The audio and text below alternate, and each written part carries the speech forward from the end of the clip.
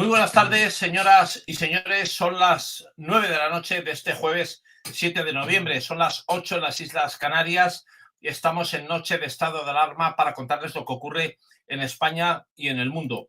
Desde luego, si hubiera un veredicto popular, si hubiera un jurado popular en España que calificara las acciones del gobierno de España, probablemente no saldría del parecer del propio gobierno. No sabemos lo que haría tampoco la magistratura superior, no sabemos lo que haría tampoco la fiscalía. Bueno, lo podemos intuir porque la fiscalía está de manos ahora mismo del gobierno, pero probablemente si hubiera un jurado popular, probablemente necesario y cacareado por ciertos sectores también de la izquierda populista, pues ese veredicto sería culpable. Sería el gobierno culpable de la inasistencia del dolor que se ha sufrido en España y del sufrimiento que se ha sufrido también en numerosísimas regiones. Hay algunas que están calladas. Castilla-La Mancha está callada, pero ha sufrido tanto como la Comunidad Valenciana y, sin embargo, bueno, hay menos voces, ha habido menos muertes también. Eso es cierto. Ahora mismo lo que sabemos es que se ha encontrado en Chiva el cadáver de un niño de 5 años en una zona inundada por la Dana.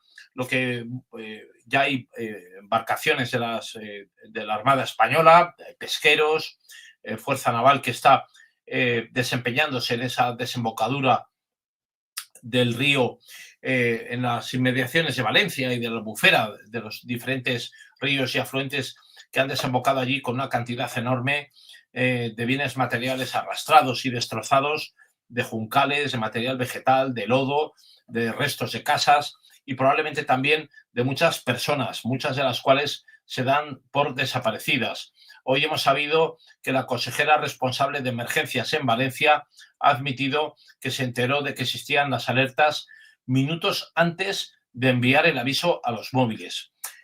Es posible que esto sea así, pero también hemos sabido hoy que algunos extranjeros, especialmente los que proceden de Taiwán y de Japón, recibían alertas a través de SMS en sus teléfonos móviles de que esto podía ocurrir.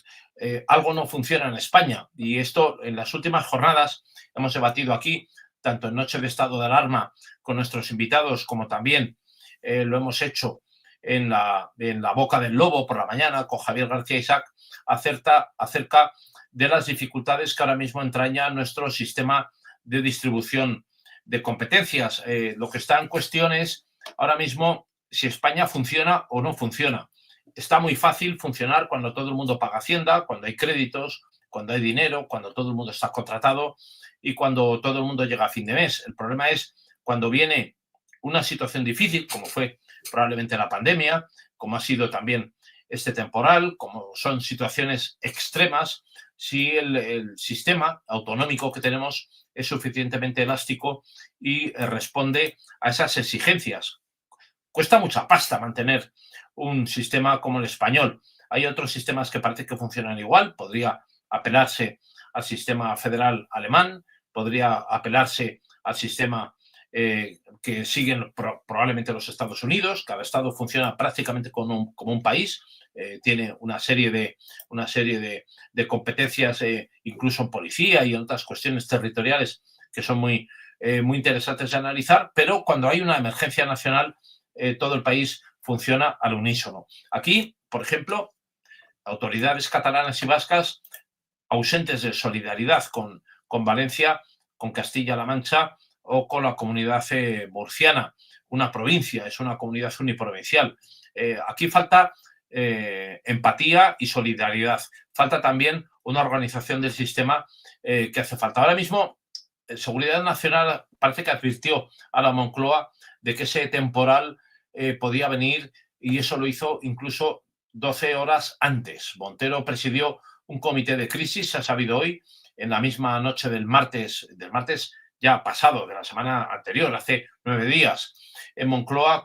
Ahí estaban Bolaños, estaba Margarita Robles, la ministra de Defensa, estaba el ministro del Interior, Marlaska, estaba Rivera y también estaba la delegada del gobierno de Valencia, que ha estado muy calladita en las últimas jornadas, sacando balones fuera. Pero lo cierto es que ella estuvo en esa reunión la consejera responsable de emergencias en Valencia ignoraba que existía la posibilidad de enviar alertas el día de la Dana, enviar alertas a través de mensajes de SMS o de WhatsApp, especialmente SMS, que es lo que han recibido taiwaneses y japoneses aquí en España. Los han recibido de forma insólita, pero es verdad que ellos sí tenían esa notificación de que había alertas y les funcionó su alerta. El problema es, ¿por qué no funcionó en España? ¿Cuál es la diferencia? Se asumió por parte de Seguridad Nacional la coordinación de esa respuesta inmediata y asistencia, pero se escudó después en que necesitaba una petición. ¿Cuál era la petición? ¿Por qué no funciona la petición? Esto es una de las grandísimas dudas. ¿Quién tenía que declarar esa emergencia? Que las fuerzas de seguridad del Estado, la UME o las Fuerzas Armadas se tuvieran que acantonar en la frontera de Valencia como si fuera otro país, es algo verdaderamente insólito. Pero eso es lo que dijo el general jefe de la UME. Él llegó a asegurar que se tenía que esperar a esa petición de emergencia para poder atenderlo. Bueno, es algo verdaderamente insólito y ahora mismo lo cierto es que estamos en una situación verdaderamente dramática.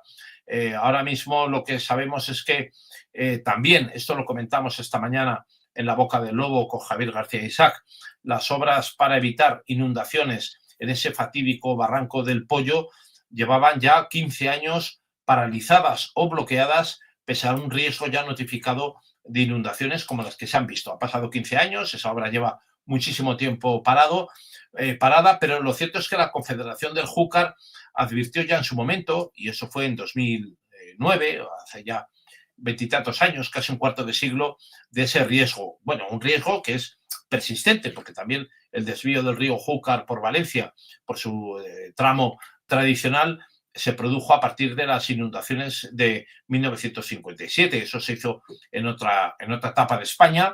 Se desvió ese trayecto, ese curso natural del río que seguía por lo que es la ciudad de Valencia, el tramo histórico, hacia el sur. Pero lo cierto es que la Confederación del Júcar ya advirtió en 2009 de que existía un riesgo. El último proyecto lo frenó una ley de Puig y lo cierto es que el alcalde de Aldaya, Guillermo Luján, volvió a repetirlo estos días. Lamentablemente, decía él, lo decimos entre comillas, son sus palabras textuales, lamentablemente estamos acostumbrados a tener que activar una o dos veces al año el dispositivo contra inundaciones. Eso es cierto, ya se sabe que Valencia padece esto cada cierto tiempo y es algo verdaderamente insólito que no se haya actuado antes y no se hayan continuado, igual que se desvió el curso del río Turia hace ya más de medio siglo, 70 y tantos años, se podía haber continuado con esas labores de desvío y adecuación. Ahora se habla mucho de la pérdida natural de la albufera, pero se habla poco de la pérdida de vidas humanas. Ya no se sabe ni cuántas, porque hemos perdido el recuento. Muchas de ellas están seguramente en el fondo del mar. Probablemente se habla de 70, 80 víctimas en el fondo del mar que probablemente no van a ser rescatadas. Se han enviado buques de la Armada para intentar buscarlo, pero lo cierto es que ahora mismo lo que sabemos es que ni el gobierno, tampoco la Generalitat Valenciana convocó el órgano de emergencias hasta que se supo que había varios desaparecidos. Mazón llegó 2 horas después de que empezase la reunión, porque acudió después de una jornada de trabajo y ahora mismo esto se ha convertido en una especie de gigante de 100 cabezas para atender la emergencia del lodazal. Hemos sabido hoy también, hemos tenido un envío masivo de vídeos y de alocuciones de personas que nos han enviado a nuestro grupo, a EDATV, a Informa Radio y también a este estado de alarma, a edatv.news, a su digital de referencia, una cantidad enorme de presiones recibidas por parte de ciertas autoridades, entre ellas funcionarios públicos, policía local de determinados municipios, que estaban también presionando a los voluntarios y a gente que se ha desplazado con sus vehículos propios, con sus tractores, con sus excavadoras, para ayudar a los afectados de este temporal, de la Dana. Lo cierto es que allí han sido recibidos bajo amenaza de detención. y de sanción si no desalojaban la zona porque estaban estorbando. Muchos voluntarios ya estaban también trabajando en esa zona desde hacía varios días, mucho antes de que llegaran efectivos de bomberos o de la UME o militares o, bueno, en fin, Cruz Roja, etcétera. Y estaban allí ya trabajando. Han sido desalojados, puede con cierta lógica institucional, bajo amenaza de arresto, detención y sanción si no desalojaban porque estaban estorbando. Hace 9 días que ha pasado esto y todavía estamos hablando de esto. Esas amenazas han sido recibidas hoy. Hemos visto los vídeos. Probablemente mañana los podremos poner. El responsable de emergencias también ha dicho que no sabía que existía un sistema de alertas a los móviles. Pues nosotros sabemos que hay ciudadanos taiwaneses y japoneses que han recibido esas alertas en sus SMS desde Japón y desde Taipei. La consejera de Justicia e Interior, Salomé Pradas, ha negado a diversos medios de comunicación también que la delegada del gobierno, Pilar Bernabé, a la cual también habría que apuntar, porque estuvo en esa reunión varias horas antes en Moncloa de que ocurriera todo esto, le ofreciera el día 29 desplegar medios humanos. Se está discutiendo esto cuando el propio general jefe de la UME dijo que se acantonó en la frontera de Valencia, como si fuera otro país, como si fuera Marruecos o Portugal, esperando la autoridad de emergencias valenciana que le autorizara a pasar.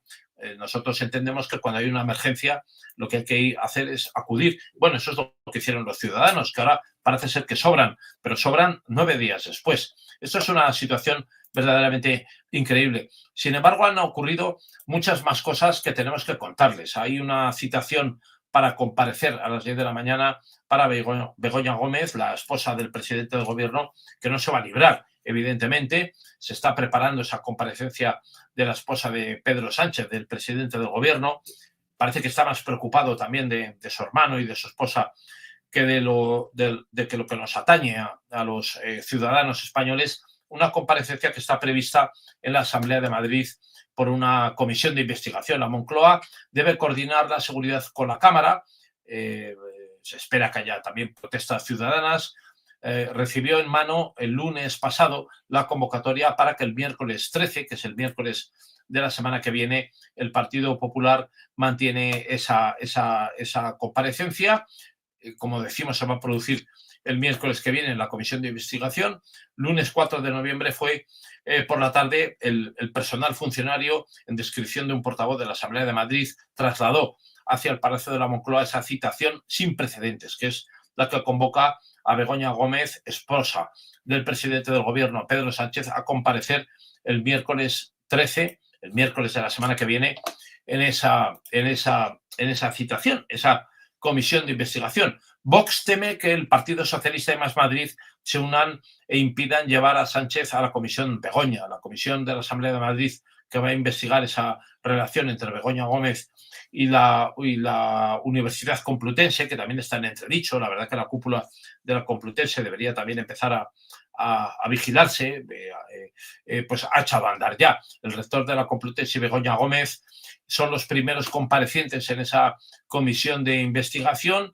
Vox ha pedido ya que los testigos que no declaren en la comisión para investigar lo hagan también por escrito, es decir, que no se escaqueen, que no eludan su responsabilidad. Y el 13 de noviembre pues va a comenzar esa comisión con las declaraciones de Begoña Gómez, Joaquín Goyache y María Elvira Gutiérrez Vierna, de la Universidad Complutense de Madrid, que, como decimos, está ahora mismo en entredicho. Vamos a compartir opinión acerca de esto esta noche con ustedes, de esto y muchas cosas más, ¿no? Porque, por desgracia, son muchas. Pero tenemos que tener cuidado porque no se nos pueden olvidar, con el lodazal, no se nos pueden olvidar las cuestiones que también nos importan. La Coldosfera, Ábalos, Pedro Sánchez, David Sánchez Pérez Castejón, que es el hermano de Pedro Sánchez, Begoña Gómez, que es la esposa de Pedro Sánchez, Tito Berni, que se descubrió aquí también por arte y magia del presidente de nuestro grupo, Javier Negre. Todas estas cosas no se nos pueden olvidar, por mucho que sigan ocurriendo más temas y caiga un meteorito en el planeta Tierra y tengamos lodos en nuestras casas y no podamos pagar, no lleguemos a fin de mes, no nos lleguen las ayudas. El gobierno está intentando enfrentar también a los vecinos y ciudadanos de Valencia con sus autoridades municipales a la gresca de las ayudas que se puedan recibir. Van a ser exonerados del IBI y de varios impuestos, pero esa devolución la tienen que pedir, la tenéis que pedir los vecinos de Valencia a vuestras autoridades municipales, y el presidente del gobierno dice que eso es cosa de las autoridades municipales. Es decir, que bueno, aquí ya se ve que cada palo va a tener que aguantar su vela, pero eso también le atañe a la esposa del presidente del gobierno, a Begoña Gómez, que tendrá que comparecer en esa comisión de investigación en la Asamblea de Madrid. Cada palo que aguanta su vela. Los valencianos quieren ayuda, que se la pidan al presidente del gobierno, pero también si Begoña Gómez quiere ayuda, pues que igual se la tiene que pedir también a los ciudadanos de Valencia. Vamos adelante con nuestros invitados de esta tarde-noche, don Pedro Gallego, María Eugenia Martín Caro y don Jesús Muñoz. Queridos amigos, muy buenas tardes, noches. Hola, buenas noches. Muy buenas noches. Buenas noches, José Luis. Buenas noches, Jesús. Pedro creo que todavía no se ha incorporado, no tardará, supongo. Bueno, desde la consternación más absoluta por lo sucedido hace ya más de una semana en Valencia, pues saludar a todos los que nos siguen y, bueno, pues enfrentarnos a estas noticias que, como siempre decimos, todos los días nos sorprenden con algo nuevo. Las sorpresas de hoy, de estos días más recientes, pese a, como hablabas, bien decías, José Luis, ese lodazal por el que está cubierta todas esas poblaciones de Valencia, que se ha llevado por delante tantas propiedades, tantas vidas y todavía las que quedarán por encontrar, porque hay desaparecidos todavía muchos, pues hay noticias, bueno, pues agradables, vamos a decirlo así, pues como la investigación de Ábalos, la imputación de Ábalos, y como la investigación de Begoña Gómez en la Comisión de Investigación de la Asamblea de Madrid para el próximo miércoles. Son las buenas noticias que, bueno, obviamente no eclipsan el dolor que está padeciendo pues toda Valencia y toda España cuando, bueno, pues recae ese dolor en personas que tenemos espíritu de patria y consideramos que toda España es nuestra y no solo el lugar donde residimos. Así que, bueno, pues buenas noches a todos. Gracias, José Luis, por contar conmigo. Y, bueno, pues nada, a ver cómo de todo lo que se va a hablar hoy. Es que, la verdad, la tristeza es profunda y a veces, pues se nota, no se puede obviar.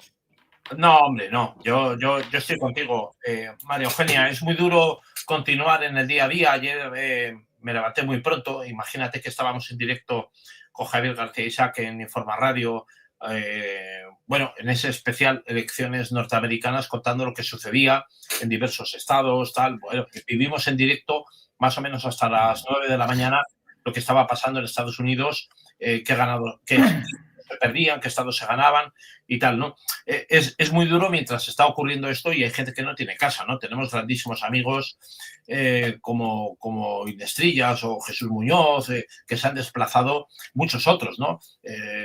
Jesús García Conde, que tenía que haber estado hoy con nosotros aquí y no puede estar. También tenía que estar mañana en nuestro programa en Informa Radio y no puede estar. Hay muchísima gente que se ha desplazado, pero no podemos olvidarnos tampoco de que aquí tenemos que contar también cosas que continúan ocurriendo, ¿no? Porque parece que con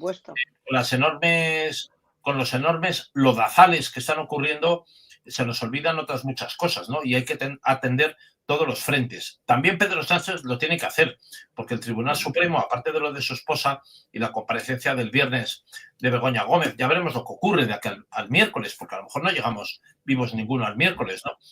Tal cual van las cosas. En Valencia también pensaban hace 10 días que el lunes iba a ser un día soleado y para muchos no abrió el propio día, ¿no? Pero el Tribunal Supremo ha imputado a Ábalos 4 delitos. Se ha abierto otro frente judicial para Pedro Sánchez, porque tenemos que recordar que Ábalos, exministro socialista, pero también fue el mentor de Pedro Sánchez en la sesión de investidura del propio Pedro Sánchez, y también fue quien Ábalos defendió la moción de censura. La sala ve indicios enormes de organización criminal, cohecho, tráfico de influencias, malversación. Le achaca innumerables delitos a este exministro socialista que fue el mentor de Pedro Sánchez, y esto ya está bajo la lupa del Tribunal Supremo, que solamente 15 días después de recibir esa exposición razonada del juez del caso Koldo, ha resuelto que hay indicios más que de sobra suficientes para investigarlo sobre esos delitos, ¿no? Ahora mismo la Sala de lo Penal, no obstante, opta por dejar en manos de la Audiencia Nacional el resto de la causa, porque hay una parte que, como ministro y también como persona con cargo público, eso tiene que ir a la Audiencia Nacional. Pero claro, estamos en un cerco, en un cortocircuito para Pedro Sánchez enormemente grave, ¿no?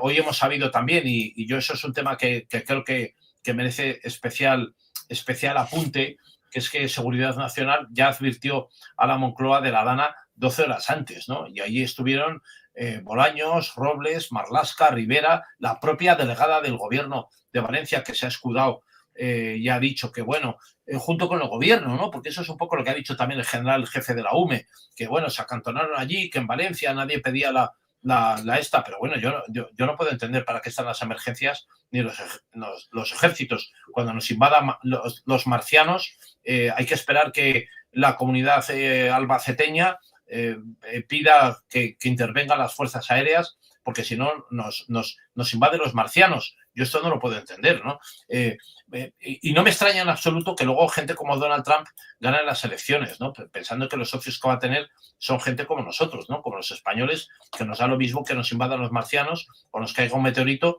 porque no vamos a actuar. Vamos a esperar que nos pida un centinela que está en la garita, un recluta que llega por allí, un policía municipal de un pueblo de Madrid que nos diga, que nos da autorización para pasar con los tanques por una frontera. Yo esto creo que no se sostiene por ningún pie, ¿no? El lunes hablamos de esto y yo creo que no se sostiene. Pedro Gallego, bienvenido. ¿Qué tal, queridos amigos? Un gusto estar con vosotros hoy. Bueno, tú sabes mucho de esto, Pedro. Sé que has estado también comentando en otros medios de comunicación también un poco, tú como una persona que está adscrita también a las emergencias, ¿no? Y que eres también pues una persona que tiene práctica en esto, un poco la situación. Hemos comentado que la Seguridad Nacional ya advirtió a Moncloa de la Dana 12 horas antes, y allí estuvieron Bolaños, Robles, Marlaska, Rivera, la propia delegada del Gobierno de Valencia. En fin, nadie hizo nada, se dejó pasar y ahora se echa la culpa a Valencia. ¿Esto cómo puede ser, Pedro?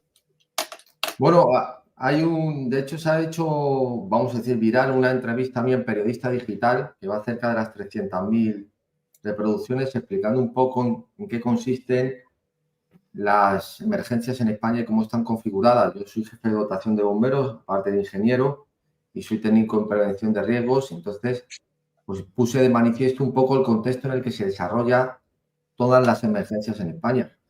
La gente tiene que saber que en el caso de los bomberos no existe una coordinación y una ley para coordinar todos los servicios nacionales. En España hay multitud de servicios de extinción de incendios que cada uno funciona de su forma y manera, con su composición y sus medios materiales y su procedimiento de trabajo, si es que lo tienen, porque la mayoría no tenemos ni siquiera procedimientos de trabajo. Solo en Valencia hay 6 cuerpos de bomberos distintos, 2 por provincia.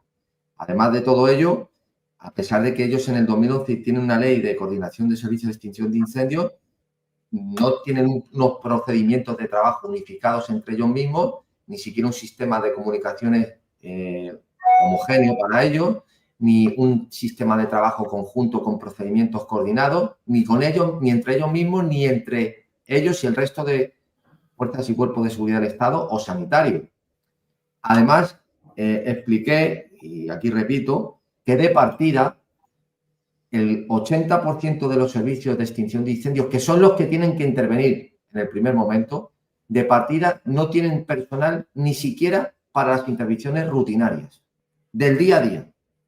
Así está configurado el asunto. Es más, esas dotaciones que están por debajo del mínimo necesario, encima se están cubriendo la mayoría de los servicios de España con servicios extraordinarios. Es decir, se hacen o hacemos horas extras para dar dotaciones que ya de partida son insuficientes. Entonces, con este contexto y esta configuración, siniestros que abarcan más de un municipio o que se extienden un poco por su magnitud, ya son un desastre en coordinación. Ya si se van a incendios grandes, como los incendios forestales, y hay planes forestales, Infoca en Canarias, el Platercan en Madrid, todos los que tú quieras. Sí, luego hay que coordinarse allí. Entre todos los servicios, entre todos los efectivos y a ver cuántos efectivos tiene. Claro, el asunto está que además de no tener un sistema de emergencia coordinado, homogéneo y con los efectivos necesarios, no existe ni siquiera lo más importante en las emergencias, que es la prevención. Es decir, las medidas preventivas, las medidas correctoras previas que se realizan en cualquier actividad, en cualquier análisis del riesgo, para saber qué se tiene que implementar cuando ocurra el siniestro y medidas también que se han implementado ya para minimizar los daños en caso de que se puedan producir. Eso es inexistente.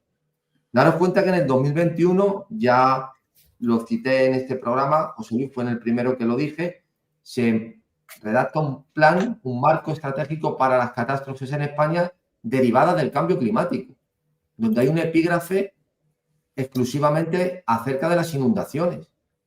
Sí, claro. Y también está la ley de protección civil, la del año 2015, donde dice expresamente que hay 3 tipos de emergencias de interés nacional. La primera, los estados de alarma, excepción y sitio, donde se declaran como interés nacional. La segunda, son emergencias que complican a más de una comunidad autónoma y desbordan sus medios. Y el tercer punto son aquellas que por su previsibilidad y desenlace puedan requerir una dirección del gobierno central. Y dice el artículo siguiente, que es el 29, ¿quién declara estas emergencias como interés nacional? Pues el primero que te pone es el ministro del Interior. El ministro del Interior, de manera autónoma, comunicándoselo al presidente de la comunidad autónoma, a la autoridad correspondiente, puede tomar el control en cualquier momento cuando considere que es pertinente esa coordinación y dirección nacional. Todo esto no se ha hecho en modo alguno.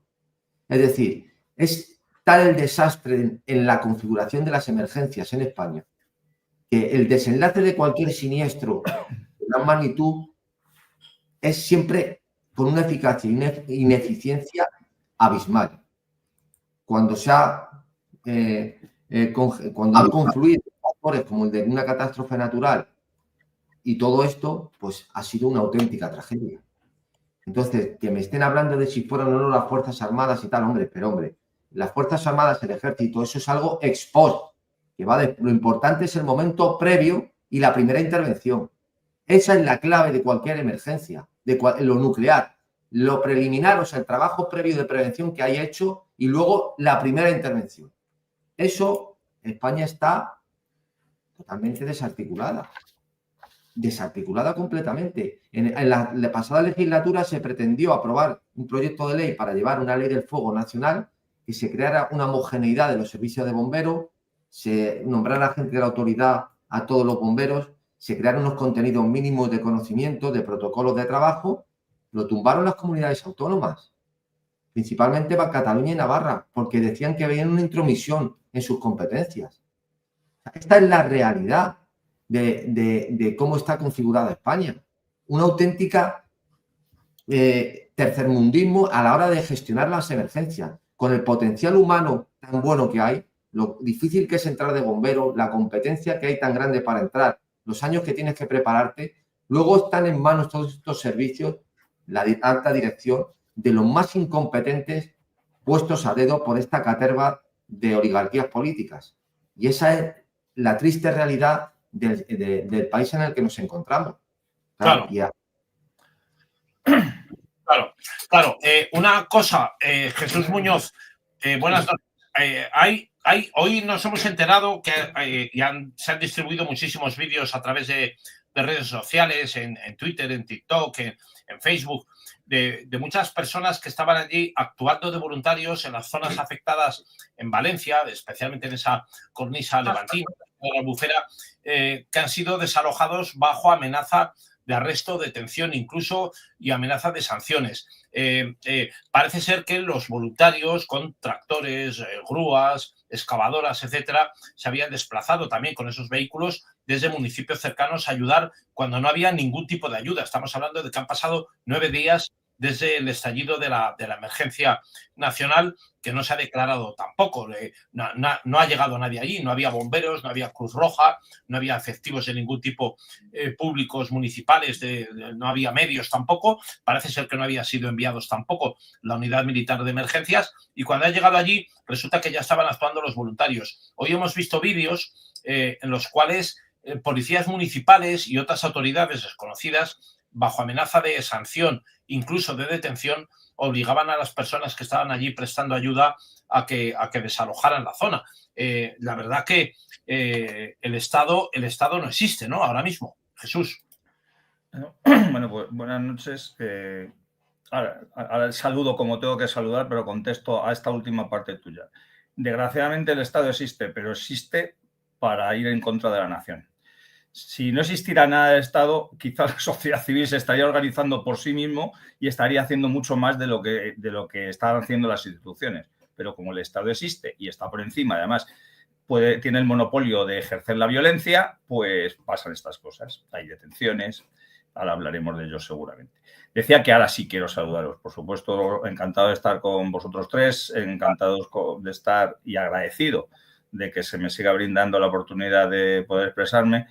Esto hace que en cierto modo, dentro de toda esa tristeza que tenemos todos, pues te sientas contento de poder un poquito expresar lo que buena parte del pueblo está diciendo en sus corrillos, en sus familias, en sus entornos más cercanos, pero no tiene la oportunidad de a lo mejor decirla gracias a un gran medio como este y que no se enteren los demás. Y como vosotros nos brindáis los micrófonos para decirlo, pues evidentemente hay que aprovecharlo. Yo cada día estoy más indignado. Hay gente, y cuenta con ello este sistema, que según vaya pasando el tiempo lo cura todo. Yo, desgraciadamente, como soy un rara avis, cada día me cabreo más porque cada día te enteras de más cosas, porque cada día te vas dando cuenta de cómo se han hecho las cosas de mal y ves que muchas de ellas se han hecho por dejación, por negligencia y otras muchas por mala intención partidista, mala intención de los que odian a España, mala intención de los que quieren escurrir el bulto. Ya llevo varias semanas hablando con esto, o sea, 2 semanas con esto hablando con Pedro, y entonces no voy a insistir, la está definiendo siempre perfectamente de que la prevención es primordial para todo esto, y como no hay prevención y no lo hay porque no quieren que haya prevención, demasiadas pocas cosas pasan en España con esta falta de prevención y de traición de todo lo que nos rodean. Y también coincido contigo, José Luis, en que hay que hablar de otros temas, hay que hablar de los temas de corrupción y demás, porque entre otras cosas, todo esto está siendo utilizado por los de siempre para tapar otros temas. ¿Quién se acuerda ya del caso Errejón? Que parecía que iba a dar la vuelta al mundo y que ya no se acuerda nada. Ya no digamos de la ley de amnistía, que hace un año, también si podemos hablaremos de ello, sacó a la calle a miles de españoles durante un año. Continúan las protestas encerradas desde aquel 3 de noviembre y ya nadie se acuerda de la ley de amnistía, que se acuerda ya, por supuesto, de las leyes aberrantes de la anterior legislatura, que tenían a todo el mundo, a todo el pueblo soliviantado, la ley de solo si es sí, la ley trans, la ley de ampliación del aborto, la ley de memoria democrática. ¿Quién se acuerda de todo eso? ¿Quién se acuerda del Tito Berni, al que tú has recordado hace un ratillo? Hombre, la gentucilla de Ábalos, porque hoy ha habido una noticia sobre él. Si no, la gente ya no se acuerda de él. Koldo, pues porque también le llaman el caso Koldo, cuando pueden ser. Pero en realidad todo esto está quedando en segundo plano, con lógica, por el tema de la inundación. Y el tema de la inundación, ayer, durante 24 horas, quedó en segundo plano porque había elecciones en Estados Unidos. Es decir, aquí, como desgraciadamente siempre hay un tema que nos dicen que es mucho más importante que los demás, algunos lo son y otros lo son de manera ficticia, pues con todo eso pasa. Pero sí que es cierto que hay veces que el destino, pues, busca, no recuerdo la frase de Sabina, pero figuras macabras, ¿no? O sea, hoy es 7 de noviembre, hoy se cumple años del inicio de las sacas del genocidio de Paracuellos. Ayer, como decía antes, se cumplió un año de esas cargas brutales en Ferraz contra los patriotas que se manifestaban allí. Ayer mismo detenían a 3 personas del peligrosísimo y ultraderechista grupo terrorista denominado Comando Escoba, que con una escoba intentaron asesinar a todo el gobierno en pleno en la figura de Pedro Sánchez. La han ido a detener, se ha visto ya, porque hasta la propia Guardia Civil la ha reconocido, aunque Marlaska y su mafia lo miente sobre ello. Han ido un cuerpo especial de la Guardia Civil. Yo he publicado fotos en mis redes sociales en las que se ve como en la vida de Brian, cuando entraban 200 romanos para detener a alguien en una casa y al final encontraron una cuchara, pues con escudos, con porras, con todo tipo de armamento para detener a un señor que en un halo de dignidad y de indignación le había dado con una escoba a un coche. A un coche en el cual iba él, o era el coche de los escoltas, eso no queda muy claro, un sujeto despreciable que, aparte de todo lo que ha hecho hasta el día que empiezan las inundaciones, es el principal culpable, no el único, el principal culpable de que ahora mismo haya oficialmente unos 220 muertos, unos 100 desaparecidos, todo esto sabemos que las cifras siempre las manejan a su antojo, más una zona de España absolutamente destrozada para muchísimos años. Sí, estas zonas ahora nos las están poniendo los telediarios con imágenes lacrimógenas que irán desapareciendo poco a poco de nuestras retinas y se quedarán ellos con su mierda. Yo ahora, para terminar esta primera intervención, el otro día hace una comparación y creo que es una comparación bastante acertada de lo que está ocurriendo en España. España tiene un cáncer con varias ramificaciones. Uno de ellos y principal son las autonomías, ¿no? Que también es otro de los culpables de esto.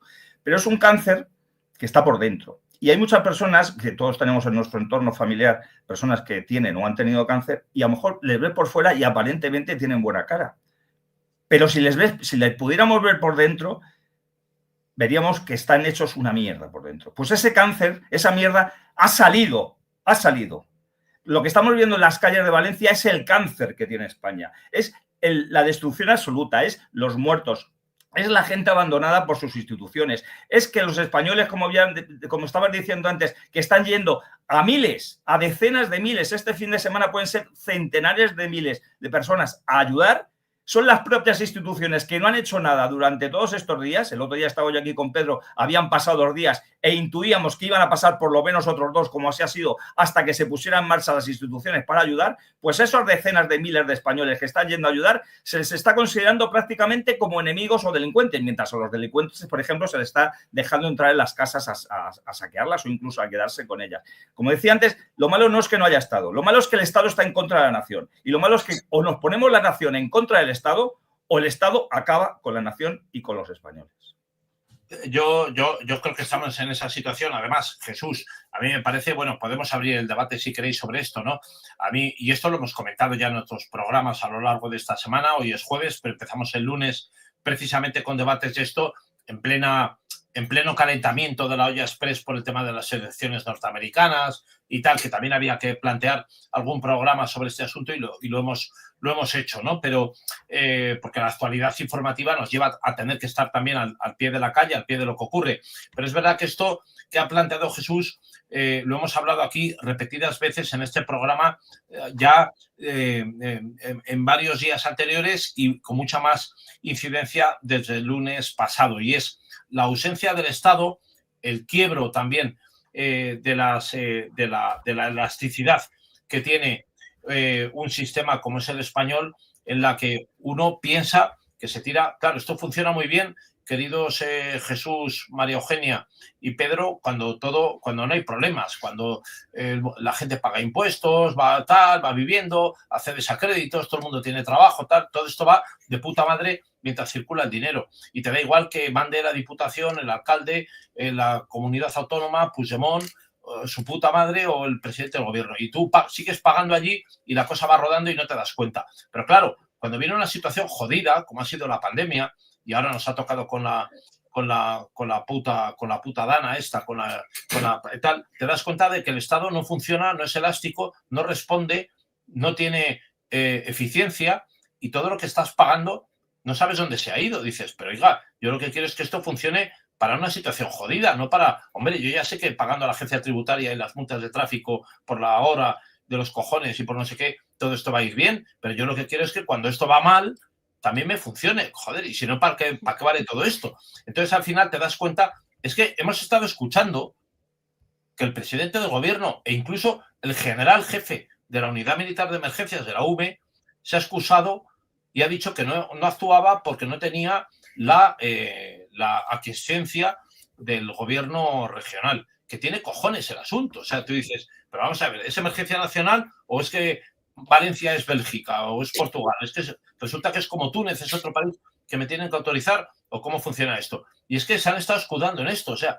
ahora ocurre que el presidente, la ministra de Defensa, la delegada del gobierno, incluso el presidente de la Comunidad Valenciana, se está escudando en que esto, como bueno, no se sabe quién tiene la responsabilidad, está diluido. Oiga, pues en algún momento habrá que pensar que a lo mejor hay que abrir el melón de que el Estado tenga que recuperar competencias, ¿no? Yo no sé si este tema es políticamente correcto, pero igual que ocurrió el 155, igual que también durante la pandemia el Estado asumió competencias y solamente empezó a funcionar lo que él dictó, lo que él dijo, lo que el Estado dijo, lo que el gobierno quería proponer, aunque no fuera tampoco lo que queríamos los ciudadanos, cuando empezó esto a funcionar. Porque si os acordáis, Salvador Illa, que era ministro de Sanidad en aquella época, cuando ocurrió la pandemia, hace años ya de eso, no tantos, pero hace unos cuantos, 2 años, si me corregís, ahora es presidente de la Generalitat catalana. En aquel momento era ministro de Sanidad, pero no tenía ninguna puñetera competencia. Empezó Murcia, Madrid, Valencia y no sé qué a tomar medidas. Y de repente te encuentras el ministro que salía por televisión. Y yo pensaba, pero este tío que está contando, Salvador Illa, pero si no tiene competencias, ¿qué está contando? Si las competencias, si Murcia ya está actuando en el tema de la pandemia, y hasta que no asumió las competencias el gobierno central, no se pudo hacer nada efectivo, nada por lo menos que quisiera el gobierno, ya digo, aunque no lo quisiéramos todos, pero para todos uniforme. Y en esto de la Dana de Valencia ha ocurrido algo parecido, ¿no? Que hasta que no el gobierno todavía no ha declarado tampoco el estado de alarma o de emergencia, no sé, tú me puedes corregir, Pedro, cuál es el estado que habría que declarar, pero no lo ha hecho todavía. Alarma sería, ¿no? Estado de alarma. Ahora mismo sí. Ahora mismo sí, sería eso. Bueno, tampoco se ha producido. ¿A qué tenemos que esperar? Solo funciona esto, el Estado no es elástico, no funciona, no tiene capacidad de reacción y los ciudadanos tenemos que seguir pagando los impuestos y seguir asintiendo con la cabeza cuando llega un tío como Pedro Sánchez a decir que la culpa la tiene el presidente de la comunidad de turno. Pero esto es acojonante, ¿no? Esto no puede seguir funcionando así.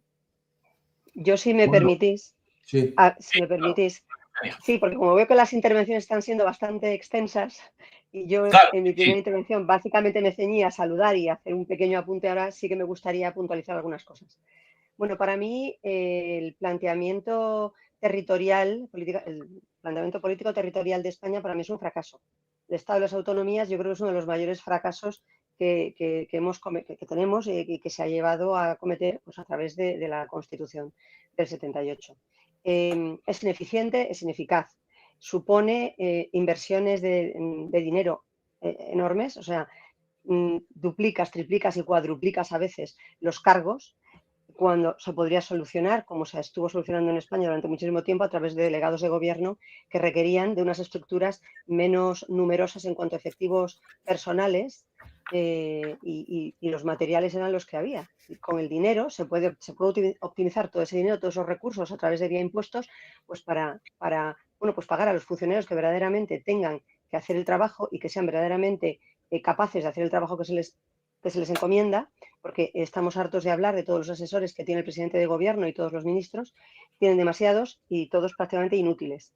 Entonces, el Estado de las Autonomías para mí es fallido, para mí es inoperante y yo considero que cuanto antes esto se modifique, pues mejor nos va a ir. Porque también trae otra consecuencia, ya no solamente la parte económica, que es importante, muy importante, sino que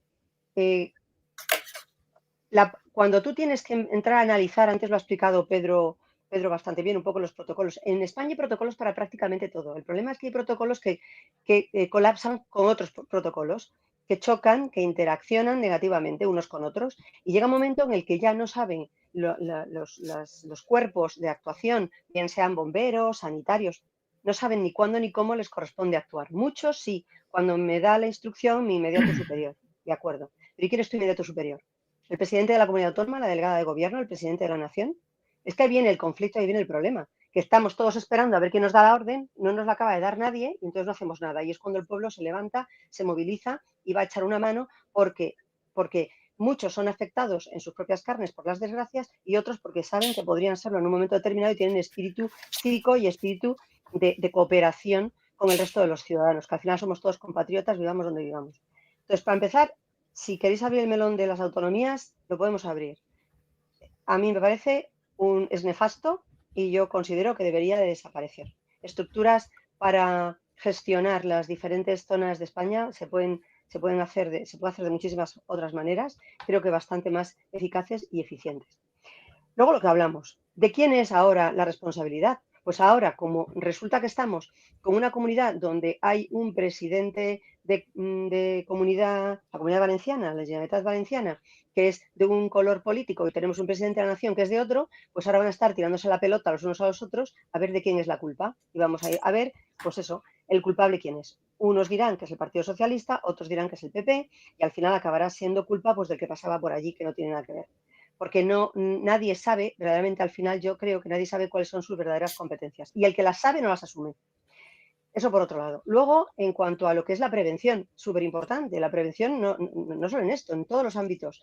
Y yo que soy laboralista, en el ámbito laboral la prevención de riesgos es fundamental porque evitas muchos problemas cuando hay una buena prevención. Y prevenir quiere decir anticiparse a. Y sobre todo cuando estás hablando de una zona de España, un territorio, donde de una forma más o menos frecuente, si no con la magnitud de ahora, pero de una forma más o menos frecuente, pues hay diluvios, inundaciones, riadas, desbordamientos de cauces y que sabemos lo que eso provoca y lo que produce, que no solamente son, como bien decía José Luis, los daños materiales y personales, que son los más importantes de ahora, sino es que esto recuperarlo va a ser cuestión de años, de muchos años. Claro, De muchos seguro. años, cuando con un buen sistema de prevención, a lo mejor los daños, no digo que se hubieran evitado, porque a lo mejor es muy difícil y contra la naturaleza y la fuerza devastadora de la naturaleza no podemos hacer nada, pero en lo que a nosotros dependa de cómo esa fuerza devastadora nos afecte, porque tengamos buenas canalizaciones del agua, buenas rieras, que no estén llenas de matojos, que yo estoy muy a favor de políticas verdes, pero por Dios, las rieras tienen que estar limpias, lo que no puede estar aquello lleno de cañaverales y de restos y de plantas, hasta de frigoríficos que he llegado a ver yo, en la zona de Cataluña, en las rieras, que eso lo que hace es que obstaculiza el paso del agua de las lluvias hacia el mar, que es hacia donde tiene que ir. Si todo esto se hace bien, pues sí, vas a tener un cierto efecto de esa naturaleza, a veces muy violenta, muy agresiva, pero va a ser menos el efecto que si no haces nada, como se hace aquí, absolutamente nada. Y luego, hablando del estado de alarma, que yo creo que es el que correspondería en todo caso, es que los otros dos que nos quedan son excepción y sitio y Dios no lo quiera. Porque si ya con el estado de alarma aquí se gobierna a base de decretazo, pues imagínate tú si pasamos a mayores. Entonces, bien se aprovechó el otro día para a base también de decreto, colocar a todos los amiguetes y adláteres del presidente de gobierno en televisión española. Pues imagínate si le dejamos con un estado todavía más férreo, como pueda ser una excepción, un sitio que yo creo que ahora mismo no caben. Entonces, yo creo que el estado de alarma sería el adecuado para la situación que estamos viviendo y efectivamente lo que tendrían es que llegar a, y ya con eso termino, todas las administraciones locales, las municipales, las autonómicas y el gobierno tendrían que trabajar juntos, olvidándose de los colores de unos y de otros, sino teniendo muy presente que lo que hay son vidas humanas y futuro de muchas personas. Porque mucha gente ha perdido su negocio, mucha gente ha perdido aquello que le daba de comer. Y ahora nos va a tocar a todos y lo haremos, y algunos pues lo haremos porque tenemos esa responsabilidad y sabemos que nos toca, arrimaremos el hombro. Pero habrá otros que les pesará y les dolerá y les molestará, y habrá algunos que a lo mejor, pues hasta con buen criterio, dicen es que esto se puede haber evitado. En fin, son muchas cosas, muchas opiniones, pero bueno, así un poco abarcamos todo y luego, por supuesto, la imputación de Ábalos, maravillosa, no hay que olvidarlo nunca, pero no hay que olvidar a nadie. Efectivamente, decía Jesús, claro, y ahora con las elecciones norteamericanas nos han tenido todo un día prácticamente pendiente de los escrutinios y de cómo iban las cosas en Idaho y de cómo iban en Cleveland, cuando aquí teníamos a gente todavía que no se sabía si estaba viva o muerta. Pero eso es así, y la información es así, las noticias son así. Lo que hay que siempre, y en este medio, gran medio, como apuntaba Pedro, pues todo se recuerda siempre y no nos olvidamos de nada y lo vamos a estar recordando todos los días, pase lo que pase, porque hay que recordar las nefastas políticas de este presidente y todo su gobierno y hay que ponerles en el punto de mira, entiéndase periodísticamente hablando, aunque algunos no contertulios, algunos seguidores los ponen en otro sitio, algunos por los comentarios que veo, pero bueno, hay que tenerles ahí bien enfocados y que no se nos pase ni una. Y recordarlo siempre, porque al final todas estas cosas juntas son las que podrán derrocar a este maldito presidente, a esta lacra y a este verdadero cáncer. Sí, si os parece, María Eugenia, Jesús y Pedro, a mí me parece que alguien debería empezar a poner el cascabel al gato. O sea, no podemos llevar toda la semana, y esto no lo hemos dicho solo nosotros, se ha dicho a través de la COPE, en ABC, en La Razón, se habla de Estado fallido, de que no responde, de que esto cuesta mucho dinero. Alguien debería empezar a hablar de que se tiene que abrir el debate de que el Estado recupere competencias para poder actuar. O sea, no podemos entender cómo un presidente del gobierno puede echar la culpa a una comunidad autónoma, a una región del país que él preside, del gobierno que él preside, del Estado del que él es presidente o jefe del Ejecutivo. Cómo se puede escudar y decir, bueno, es que a mí no me han pedido nada, que lo pidan, no sé qué. O sea, esto, oiga, son ciudadanos de su país. Esto es una situación. Alguien tiene que poner el cascabel al gato. Alguien tiene que empezar a decir, yo no sé si lo tiene que hacer el propio PSOE, el PP, Vox, otro partido que no exista, pero alguien tiene que poner el cascabel al gato acerca de que esto está terminado. O sea, esto ya se ve que no responde. Aquí esto cuesta mucha pasta. La pagamos todos los ciudadanos con un 40% de los impuestos del IRPF, del IVA, de no sé qué. Oiga, nos tienen acumulados aquí. Cuando va con dinero y todo va bien, va de puta madre. Pero claro, cuando se acaban los créditos, que se han acabado desde la pandemia, nadie puede comprar una casa ya con hipoteca, nadie puede pedir un préstamo para comprarse un coche, mis hijos no pueden comprar una casa cuando se quieren ir de casa, se quedan en casa hasta los 30 y tantos. Oiga, esto funciona muy bien cuando hay dinero. Cuando hay una emergencia, no funciona, joder, no funciona, se echa la culpa entre ellos. En algún momento tiene que haber algún partido que ponga el cascabel al gato. Esto hay que empezar a decirlo. El Estado tiene que recuperar competencias. Tú no puedes tener las competencias repartidas para que luego venga un hijo puta como el Puigdemont, se fugue con la pasta y venga otro como el de Valencia y diga, no, es que a mí no me han dicho, no es que yo no dejo entrar a los tanques, no es que la grúa, no sé qué, no, es que a mí no me lo pidió el presidente de la comunidad. Pero claro, ¿esto cuándo se va a acabar? Esto parece una comunidad de propietarios más que un país, ¿no? Ya, no me extraña que la OTAN quiera a Donald Trump que se acabe, porque esto, claro, con socios así, ¿quién va a responder? Cuando manden a llamar a un tanque español a decir, no, está pegando tiros, pero en el bando contrario. Es que esto, oiga, a esto hace falta ponerle sensatez y ponerle el cascabel al gato. ¿Quién lo va a hacer, Jesús? Pedro primero, ¿no? Que le toca a él. No, Pedro, venga, Pedro, ¿quién va a poner el cascabel al gato? Gracias, Jesús. Yo quería primero matizar una cuestión que ha dicho María Eugenia acerca de los procedimientos, protocolos. Vamos a ver. Aquí hay una confusión, y lo digo porque es que ese es mi trabajo. Una cosa es decir lo que hay que hacer, otra cosa es decir cómo hay que hacerlo, y otra cosa es decir quién lo hace. Claro. ¿Quién lo hace? Eso no aparece en ningún sitio. Casi nadie en España tiene el procedimiento de trabajo que te dice a la hora de desarrollar unas funciones quién tiene que ejercerlas. Sí, te encuentras. Hay que extinguir, controlar la propagación, rescatar y abastecer. Sí, pero no te dice quién lo hace. Y te presentas 3 tíos en un camión con un piso ardiendo. Claro, eso no aparece. Es decir, los procedimientos de trabajo no solo no existen en los servicios, por ejemplo, de extinción, sino que tampoco hay procedimientos unívocos, como por ejemplo en Francia, que existe el GOM, la gestión operativa del mando, donde se integran todos. Tampoco existen procedimientos coordinados con el resto de servicios. ¿Cómo se trabaja? Policía y bomberos, policía, guardia civil y sanidad. No, eso no existe. Eso es, tú llegas allí y allí in situ empezáis a trabajar. Eso es inexistente en España. No existe. Partiendo de la base que los efectivos son ya de partida para lo rutinario insuficiente. O sea, con ese contexto es en el que estamos. Bien, en cuanto al Estado, yo voy a llevar la contraria a todos. Mirad, el Estado hoy nunca ha sido tan fuerte como existe en la actualidad el Estado. El Estado es una máquina depredadora de tal magnitud que hace más que nunca en la historia lo que quiere. O sea, lo que hace el Estado hoy, la inacción es porque puede hacerlo. No es un síntoma de debilidad, es un síntoma de fortaleza. Es decir, puede actuar así porque tiene capacidad para arrasarlo todo. Ya hubieran querido en la URSS tener un Estado como los que existen hoy en día. De hecho, hay una acepción que utiliza mucho Dalmacio Negro, que no es de él, mi amigo Dalmacio Negro, que es Estado totalitarios liberales. Eso es lo que hay. Son estados con una economía liberal, pero totalmente depredadores en impuestos y tributos, y además que arrasan al ciudadano o al súbdito cuando le viene en gana. Y esa es la realidad de lo que existe hoy en España y en casi toda Europa.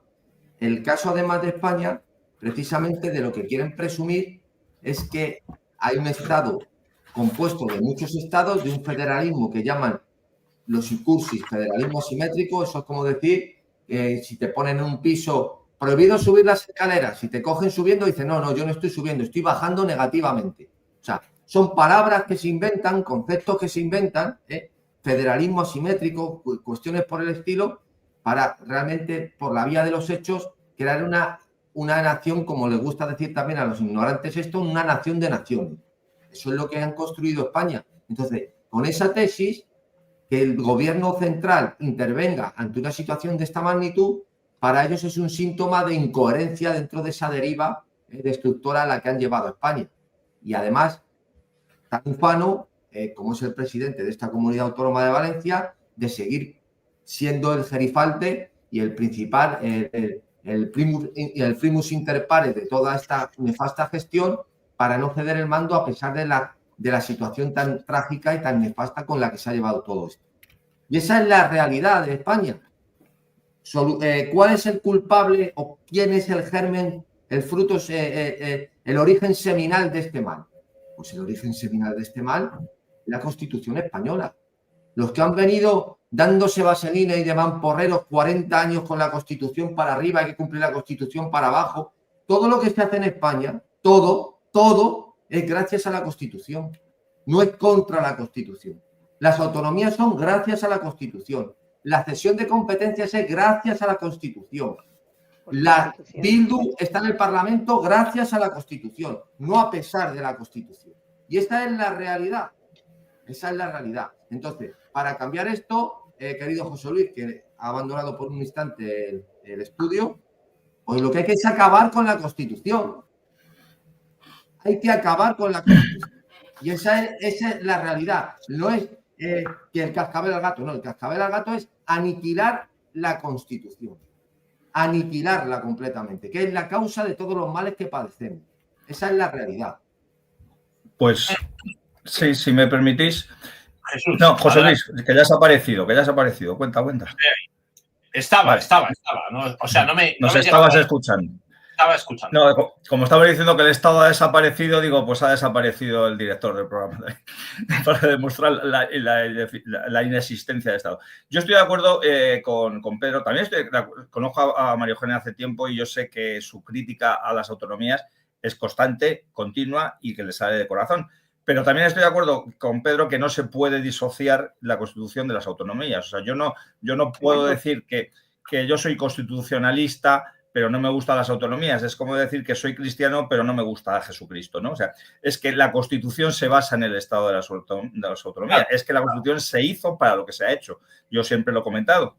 No es que la Constitución se ha hecho una mala interpretación de ella durante casi 50 años y por eso estamos como estamos. No, la Constitución se hizo para llevarnos al punto exacto en el que estamos ahora. Lo que ocurre es que yo creo que es que hemos llegado antes de lo que los padres de la Constitución pensaban que íbamos a llegar, porque venían de una época en la cual el pueblo español hasta ese momento pues se había levantado contra las tiranías. Entonces le decían, bueno, vamos a meterle aquí pequeñas dosis de lo que es esta Constitución y sus consecuencias y que quizás pues en un siglo tengamos a España en la situación que queríamos. No, la tenemos en 50 años más o menos, incluso ya están en camino desde antes de estos 50 años.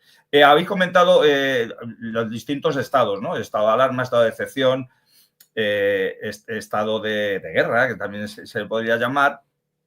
Lo que hay en España es el estado de desecho.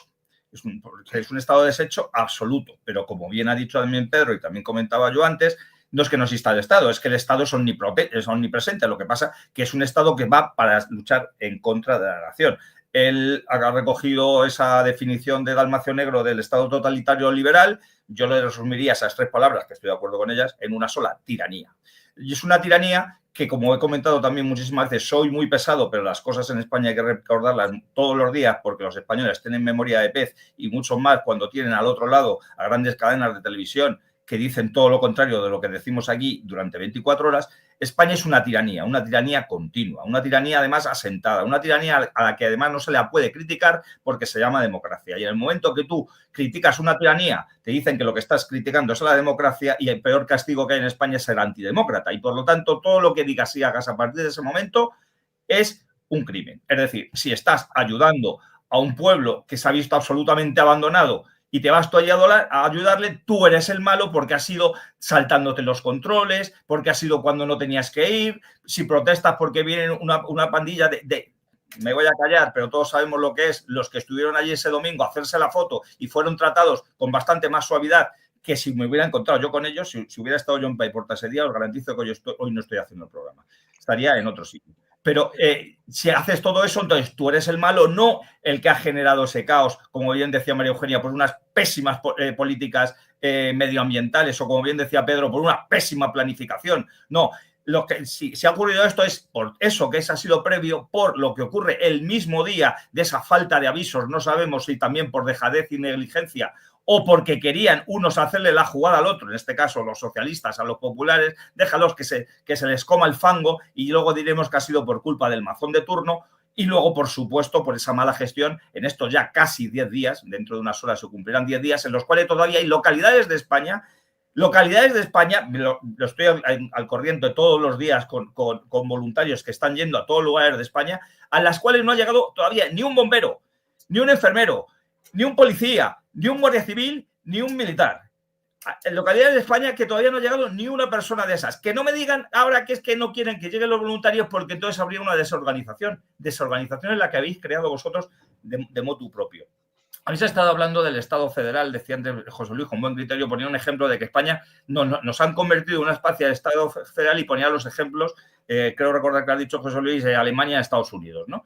Pero es que esos estados federales se crean en estados que eran independientes para federalizarse, para convertirse en una federación y unirse. Pero es que España es al revés. Era una unidad, era una patria, era una nación milenaria, y esos estados de autonomía se ha hecho para dividirla, para romperla. Coincido con la definición que ha hecho María Eugenia de ineficacia, de carísimos, de enfrentar a instituciones unas contra otras. Pero es que hay algo todavía mucho peor, que algunos lo llevamos diciendo desde el año 78. Es que estas autonomías, y no teníamos una bola de cristal, estaban diseñadas para romper la nación, para enfrentarnos a los españoles los unos contra los otros. Y lo están consiguiendo. Lo que pasa que como Dios escribe...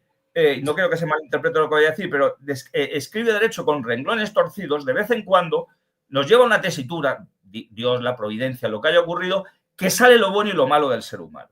Entonces, estos días estamos viendo que cientos de miles de españoles, millones, me atrevería a decir, están ayudando a personas que no conocen de nada. Y lo hacen por 2 motivos principales. Primero, porque aunque nos quieran quitar las creencias, la religión, esa esencia, esa moral y ética que tenemos los españoles, estamos unidos a nuestra religión cristiana, a nuestra religión católica, que nos hace ayudar al semejante independientemente de si lo conocemos o no.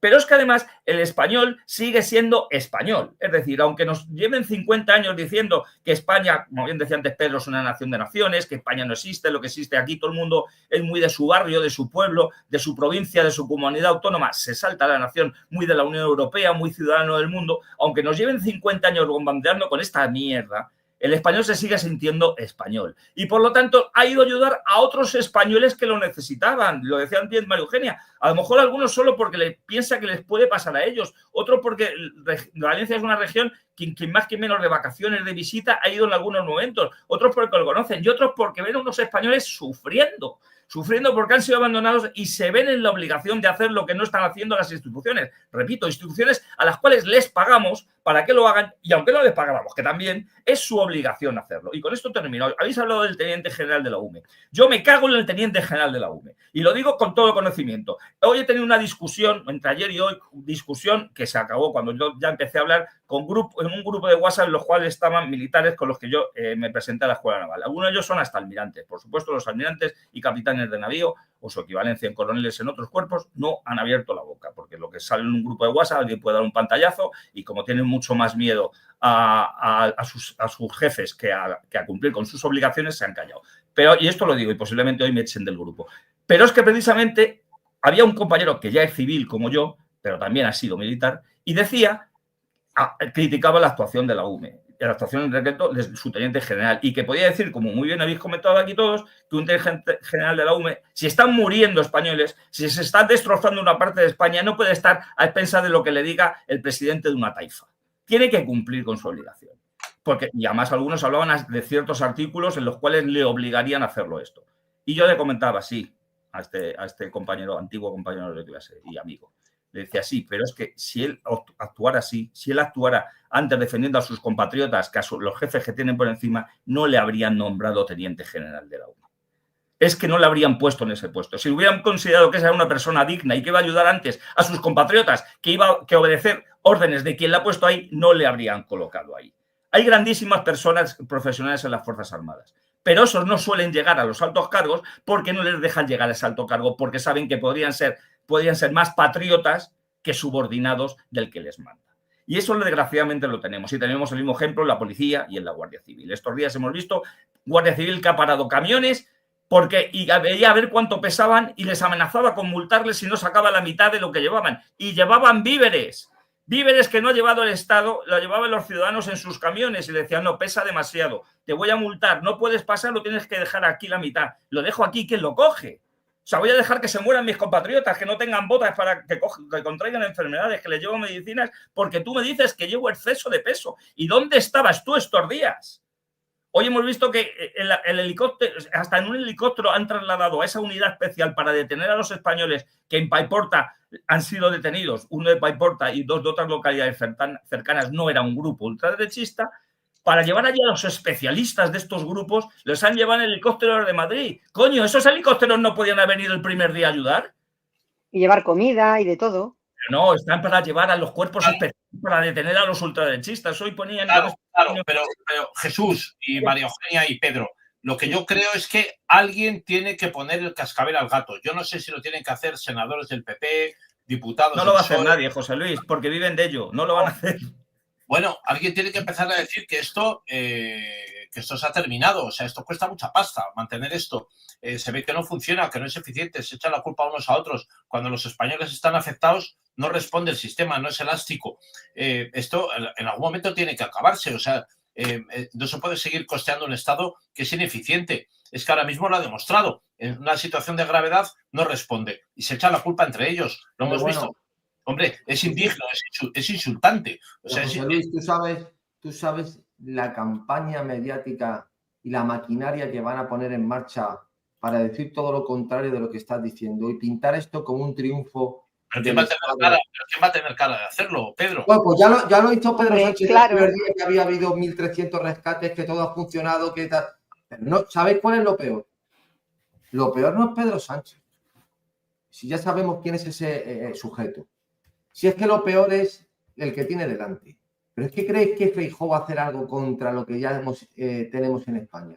Pero si el Partido Popular es el que más ha hecho por el secesionismo en Cataluña, entre otras cosas, no ha derogado ninguna de las leyes que aprobó tan nefasta legislatura de José Luis Rodríguez Zapatero, el insolvente mental más grande que ha existido en la política mundial, no derogó absolutamente nada. Pero es que creéis ¿Qué tenía Feijóo instalado en Galicia? El trilingüismo ese que se inventó. ¿Pero qué creéis que va a hacer Feijóo? No va a hacer nada. Pero si es que España es un erial, es socialdemocracia en estado puro. es socialdemocracia, nada más. Y nadie va a revertir este sistema desde dentro. Es imposible. Esa es la realidad, la triste realidad. Entonces, después de a dónde hemos llegado, a los términos tan esperpénticos que hemos llegado, que es una descentralización, que ya han creado mini estados independientes con competencias transferidas, que hay que recordar que este sistema, porque claro, hay tanto analfabeto que es que no sabe ni de lo que está hablando. Es que esto es posible porque en España cohabitan el gobierno y el parlamento. Bueno, no es parlamento porque no hay representación. El gobierno y el Congreso de los Diputados. O sea, ellos se lo guisan y se lo comen. Una investidura, que eso es una fórmula medieval, como es la que se utiliza en España, que eso no existe en ningún sitio, la investidura, que puede salir presidente, mi primo que está en Benidorm tomando el sol, porque no hace falta para investir a nadie, ni siquiera que sea diputado, puedes investir a quien te dé la gana como presidente. Ellos mismos chalanean y mercadean configurando una serie de maridajes, de pactos para poder investir a presidente a cambio de una serie de legislación que ellos mismos también van a hacer. Pero si es que, ¿de qué estamos hablando?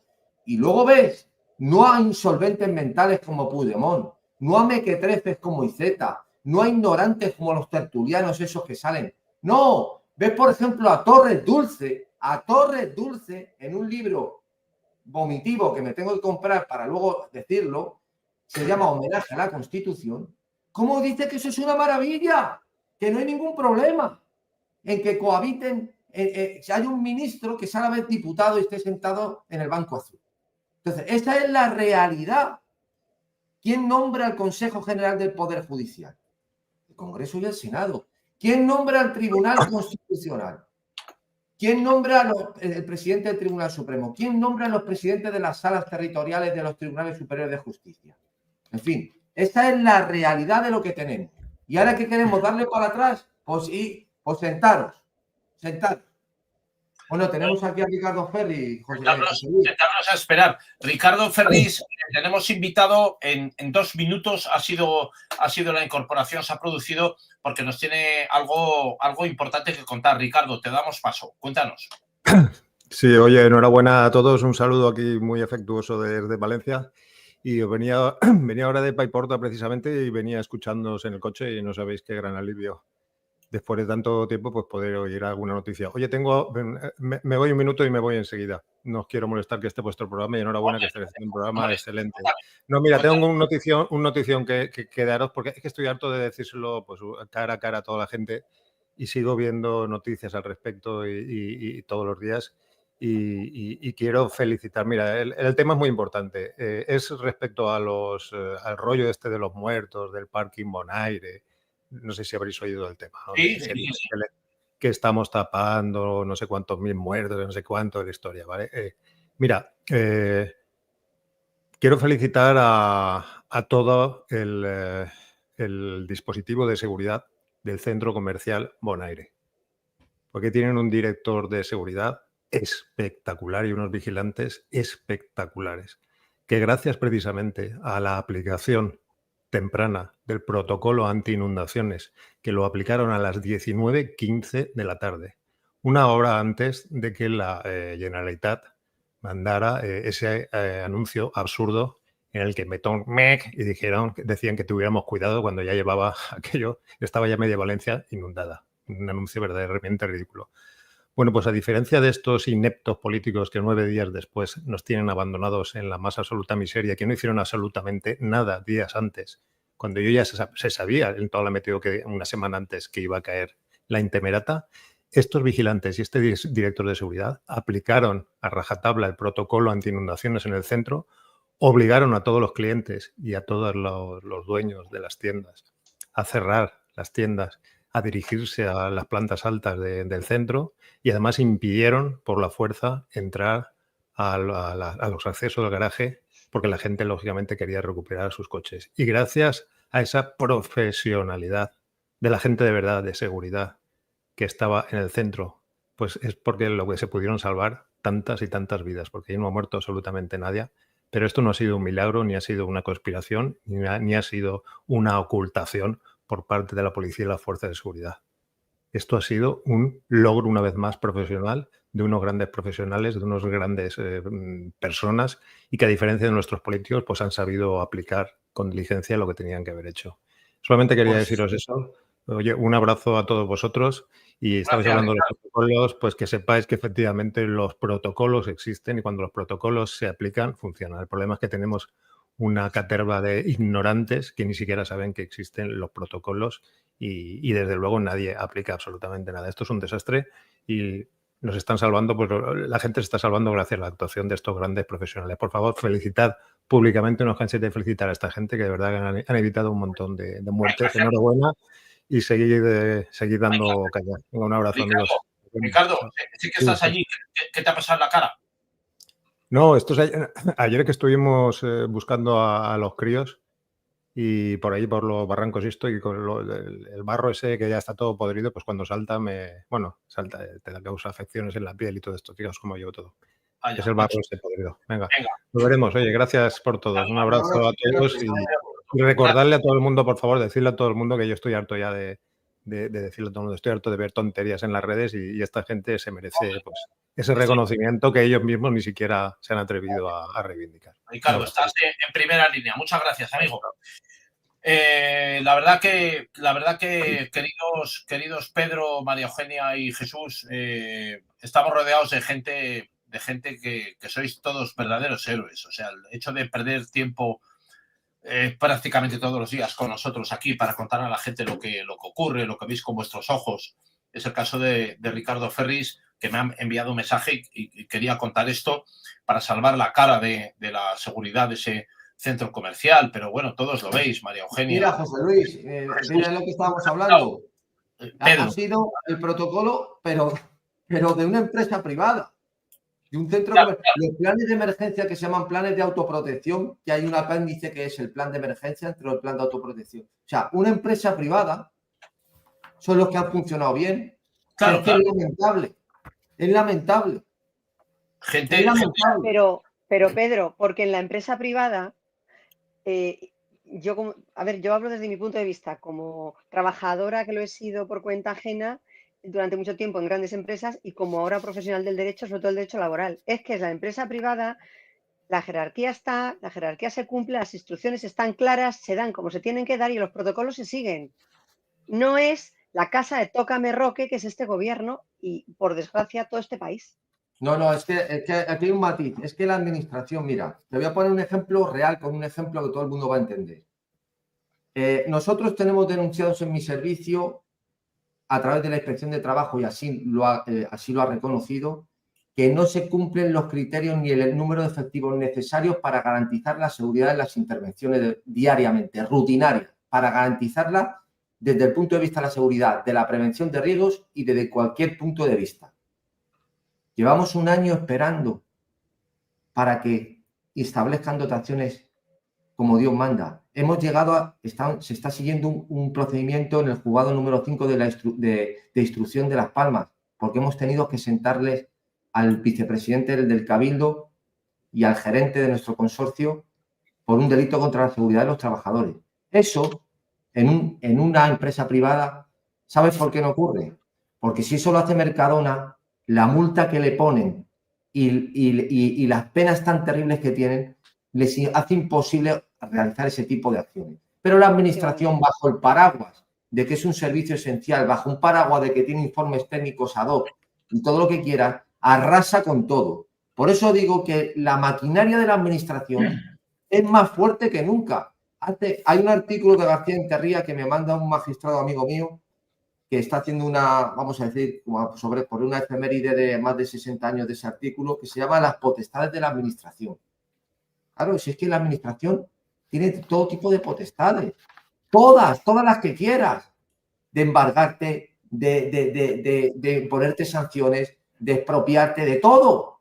No puedes hacer nada, ella tira para adelante y luego ya veremos. Entonces, esa es la realidad.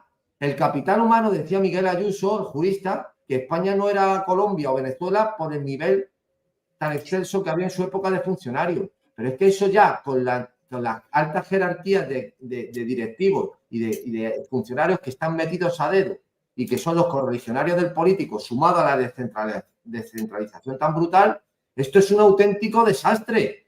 Ya cuando se descentralice, ya deje de estar centralizada la justicia, como se pretendió en Cataluña y en otras comunidades, se acabó ya. Porque ya el último bastión ya es el llegar al Tribunal Supremo. Porque ya es por lo menos la última esperanza. Ya el momento que se descentralice la justicia, se acabó todo. Esa es la realidad. Bueno, a ver, yo solo quiero un pequeño apunte. Cuando hablaba yo antes de todas las comunidades autónomas, el gobierno y todo esto, lo que nos cuestan las comunidades y el uso eficiente y eficaz de los recursos que tenemos, lo estabas apuntando tú ahora. Ni siquiera, Pedro, para las actuaciones protocolarias normales de diario hay efectivos suficientes en ningún cuerpo, en ninguno. ¿Cómo va a haberlos para una emergencia? Pero es que ¿sabes dónde va ese dinero? A los chiringuitos LGTBI-JK, a los chiringuitos de las mujeres en defensa de las mujeres, que luego son todas las que apoyan y votan leyes como la de sí, solo es sí, y los maltratadores a la calle, cosas de estas. Es que el problema es que hay demasiada, ¿cómo te diría yo? Mamarrachada por medio, donde se tira el dinero y no se utilizan las cosas que son importantes. Justicia, la Administración de Justicia, que la conozco muy bien, con un poquito más de medios económicos, se podrían tener mejores medios materiales que no se tienen y, sobre todo, efectivos personales, que falta gente. Y yo no pienso que porque se centralizase la justicia esto iba a ser un caos, ni muchísimo menos. Al menos se tendrían los mismos protocolos en todas partes. Y los sistemas de notificación serían los mismos en todas partes, que no para presentar una demanda en Cataluña, casi que te tienes que ir allí a presentarla porque no te sirve el Exnet, te sirve en Madrid. Yo creo que mejor nos iba de otra manera. Y ya, con esto me despido. Sí, pues, sí. Sí, muy brevemente. Bueno, sería un debate muy interesante entre lo público y lo privado a la defensa del uno y del otro. Lo que ocurre es que no van a dejar ni que lo público ni lo privado funcione perfectamente en España porque quienes están por encima de todo esto no quieren que funcione España, ¿sabes? Con lo cual, ese debate ya digo, lo podríamos enfrentar de otra manera. Pero sí que hay que recalcar lo que yo creo que se tiene que quedar como una especie de resumen de este maravilloso debate, por lo menos por lo que habéis dicho vosotros, es que esto tiene muy difícil solución si seguimos confiando en que los mismos que han generado los problemas los vayan a solucionar. Eso está claro. Entonces, unos por incompetencia, otros por negligencia, otros por miedo, otros porque son exclusivamente obedientes de sus jefes y otros por una maldad intrínseca que no nos podemos ni imaginar. O sea, los que no somos malos no nos podemos imaginar lo que pasa por la cabeza de un tío siniestro, una tía siniestra, que lo que quiere es el mal de sus ciudadanos por lo que sea. Por ambición personal, por dinero, por quedar bien ante sus jefes. No nos podemos imaginar. Entonces es muy difícil para el español medio, que intrínsecamente es bueno, desgraciadamente es pasivo, pero es intrínsecamente bueno, no puede pensar que las cosas ocurren en España porque hay alguien que quiera que ocurran mal. Evidentemente, luego hay otra serie de cosas que puede ser accidentales o no, o negligencias o no, no, pero siempre hay una mano de que hay alguien que no quiere que funcione. Está claro. Decía, y con esto termino, decía antes José Luis, que si nos invadían los marcianos, pues que seguro que aquí no habría nada que defender. No. ¿Sabes lo que harían? ¿Os acordáis de la pancarta que puso Carmena en las Cibeles, en el Palacio de Correos de refugiados welcome? Pues aquí pondrían marcianos welcome, si nos vinieran los marcianos. Porque aquí serían los de dentro, los afrancesados de turno en estos momentos serían los que darían la bienvenida y abrirían las puertas a los marcianos. Porque aquí todo lo que sea destruir nuestra nación, nuestra civilización, siempre va a tener una gente dentro de esta nación y dentro de esta civilización que les va a abrir las puertas. Y lo malo es que les abre las puertas porque tienen las llaves, porque son los que mandan. Estoy seguro, Jesús. El marciano principal sería probablemente el propio Íñigo Errejón, ¿no? O sea, ahí tenemos un marciano importante. En fin, queridos Pedro Gallego, María Eugenia Martín Caro y Jesús Muñoz, muchas gracias. Bueno, este sábado, Jesús, por la tarde-noche, desde Plaza España hacia la calle Ferraz, sale una manifestación, ¿no? Sí, era una concentración que habían organizado, no la organizamos los falangistas, aunque yo personalmente quiero acudir, que se había organizado mucho antes de ocurrir el tema relacionado con las inundaciones y era un poquillo por el aniversario de las protestas en Ferraz, ¿no? Pero sí que es cierto que como han ocurrido otras cosas, pues es una especie de protesta generalizada contra todo el régimen que nos ha llevado hasta este punto. A ver cómo acaba, porque evidentemente como es una protesta generalizada contra muchas cosas, pues puede hacer que esa policía y guardia civil, bueno, en Madrid en concreto no va a ser guardia civil, que esa policía que no está haciendo nada contra las ocupaciones de casas, contra los saqueos y demás, pues sí que actúe como actuó ahora hace un año, que algunos tenemos todavía incluso alguna cicatriz de lo que ocurrió, ¿no? Y no es por ir aquí de victimismo, pero sí que es cierto que hay cosas que no se deben olvidar. Así que, como decimos muchas veces, solo el pueblo salva al pueblo. Ayer lo recordamos con vídeos, además, incluso de esas cargas de la policía. Sí, me consta. Más policías cargando y más gases lacrimógenos que personas protestando. Pero bueno, ese es el Estado de Derecho que tenemos. Queridos Pedro Gallego, María Eugenia, Jesús, muchas gracias. Bueno, ese sábado, los que estén en Madrid y no estén en Valencia pueden ir a Plaza España a protestar hacia la calle Ferraz contra el gobierno, y los que no, pues ayudar a Valencia. Queridos amigos, muy buenas tardes, noches, que descanséis, si podéis. Gracias a ti, José Luis. Recordarles también, señoras y señores, que se cumple el centenario del aniversario del nacimiento de Gonzalo Fernández de la Mora.